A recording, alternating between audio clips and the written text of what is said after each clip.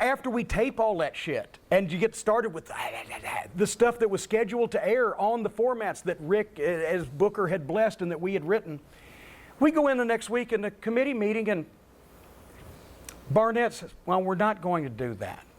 What? I think it will make Brian look weak. What if we want to do the thing with the throat, we can do it with top guys. So basically, he had, like that, saying Midnight Express weren't top guys. And it was because Hurd had, I don't know, somewhere or another, either he was saying what Hurd wanted to fucking hear, or Jim was enamored of Brian, or whatever the fuck. But they let the angle run, but they took out the whole throat injury thing, and just fucking everything was normal from then on out. And Barnett looked at me and said, if it doesn't draw, blame me. And I told him, I think about 6 months later, Jim, it didn't draw, and I blame you. Right? So at that point, that's when I'm starting to percolate about I got to get out of here too, just like Rick did. But that was, you got all these things they're doing to try to get some of these fucking schlubs over that we'll get to later on in the year, and giving them fucking all this money and everything, and a guy like Brian Pillman, we're letting him do everything but sodomize us with rusty fishing knives to get him over, and they ixnayed it and even took back some of the shit that was taped. Because Hurd didn't like the Midnight Express and me, Barnett liked Pillman. I've never got a suitable explanation, but it will make him look weak. He knew better than that. He'd been in the business for 30 years. He invented the fucking wrestling business. He was Hurd's hitman in that. Hurd didn't want us, because our contracts also were coming up in April, and Hurd didn't want us in a main event position. Well, I was going to say, because it was you guys is the reason. Yes, and also because he was trying to, when we get to May, he was trying to split the Midnight up, and didn't even want to re-sign them, and he knew our contracts were up in April, and because Hurd was, in kind of a way, he's kind of like Heyman. He always thought there was an ulterior motive to something. Instead of us trying to get Brian Pillman over, he thought we were trying to get ourselves over when contract came up so we could hold him up for more money. That's the only reason that's the only thing I've ever been able to figure. In helping Brian and helping Rick. Well, because it's putting us on TV, and Hurd is not smart to the wrestling business. He just thought it was, we're putting ourselves on TV because we're on the booking They're committee. going to be beat by one guy. Well, he didn't even get that far. We didn't even make it past the goddamn angle. That's silly.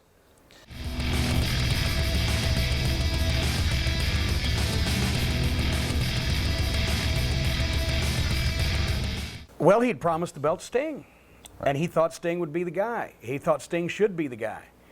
And Lex was a better heel, to be honest, I think.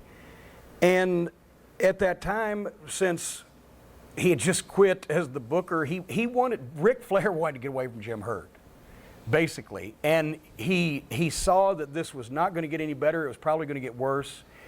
And so he wanted to go up north. And Hurd wouldn't let him out of his contract, and so Flair said, all right, you don't let me out of my contract, you know, what are you going to do? Find somebody that's going to fucking take it, because I ain't going to drop it. This must have happened last minute, right? Because a whole camera crew's flown in. This is at the UIC Pavilion in Chicago, so well, they're there to capture something. It happened last minute because Hurd had the camera crew and all that other shit go up without bothering to get Flair to say yes first. Flair sees all these fucking people walking in, and what the fuck? Well, we need you to drop the bet. Fuck you. And that's another thing, and they did it to us later on this year.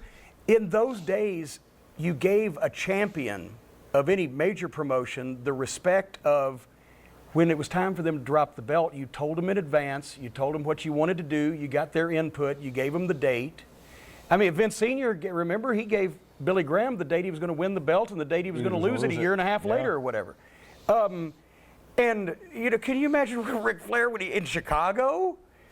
They had fucking Flair sees the goddamn camera crew walking in, and what's that? Well, then we need you to drop the belt. Fuck you. He said, you let me out of the fucking contract, I'll drop the fucking belt. Right. Otherwise, if I'm going to be here, I'm going to be the fucking champion, and I'm going to fucking do the business I want to do with Sting as soon as he's ready. Does Lex have anything to say? Is he disappointed? Not that it matters, but... You know, at that point, I hate to put words in people's mouth. What is it when at the hearing? I hate to project onto them, but At that point, I don't think Lex gave a shit whether he was champion or not. Actually, I don't think he wanted to be the champion because then it would be his fault that all the houses sucked in everybody's mind. So I think he probably was like, Yeah. I'm just over here. I'll do whatever the fuck you want. He wasn't going to argue. He wasn't going to argue with Ric Flair.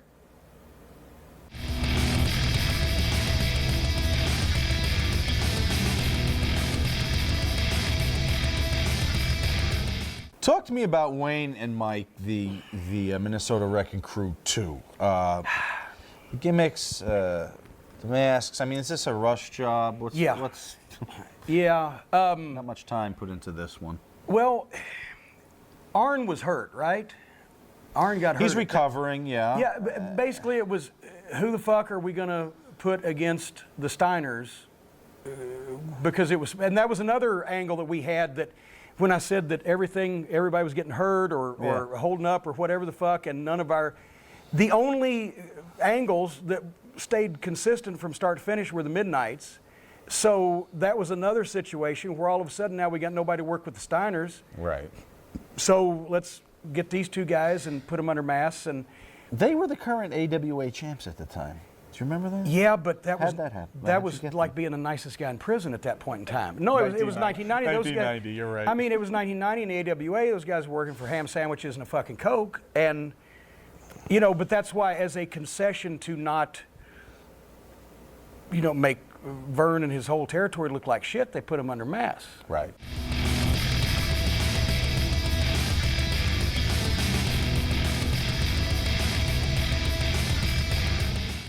Anybody that comes out of a box gets over.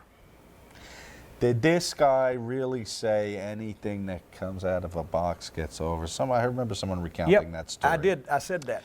And it's true. If you go back through history, and especially since Abby at that point in time had not been on TBS television in probably, what was the last time he worked for Crockett? 85? So 4 or 5 years.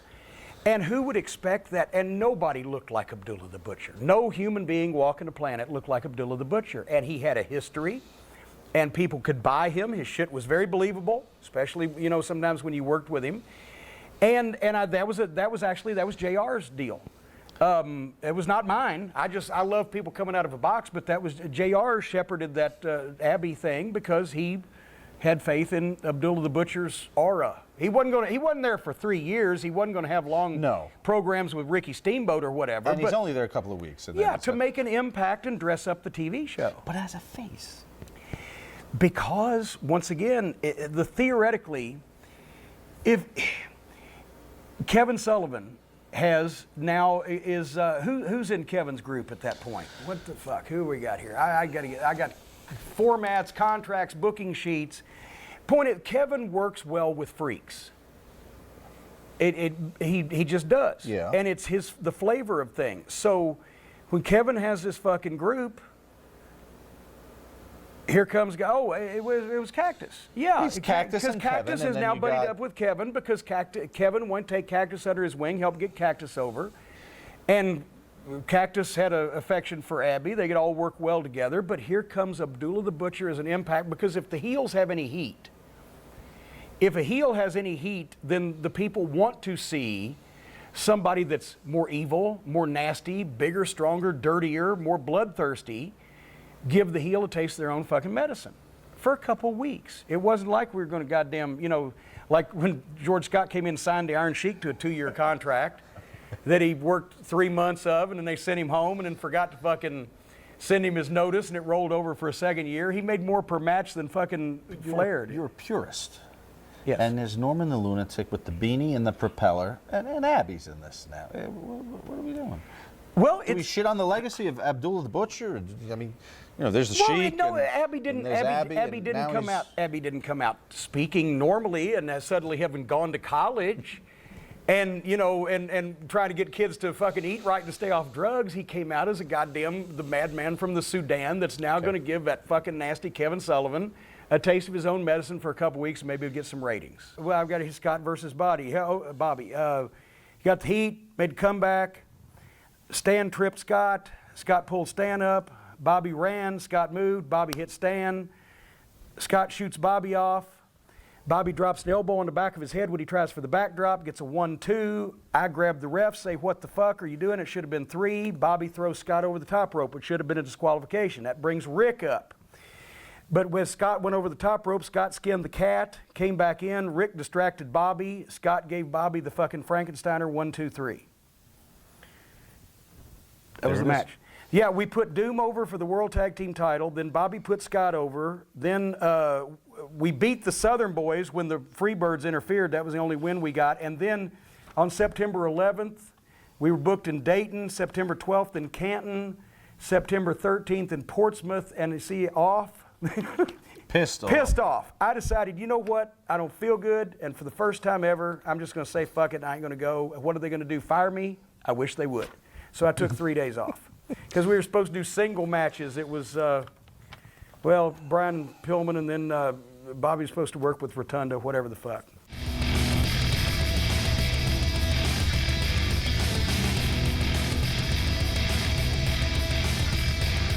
I'd forgotten about that. No, you know why I did it? I said, I like the fucking line. I didn't cuss. If you want to use that, use it. If you don't want to use it, don't fucking use it. I ain't doing it again. Okay. I remember that now. Well, look, fucking, once again, all these fucking matches, plus I'm out there, I'm sweating my fucking balls off. It's my goddamn birthday. And we do a fucking promo that I thought was good. And they say, oh, don't take out the inflatable date line and do it again. Motherfucker, no. I ain't doing it fucking again. Use that or don't use it at all. See you later. I'm done. That was that. It was that. No, it wasn't over a fucking angle. I knew they weren't going to do any angles I suggested.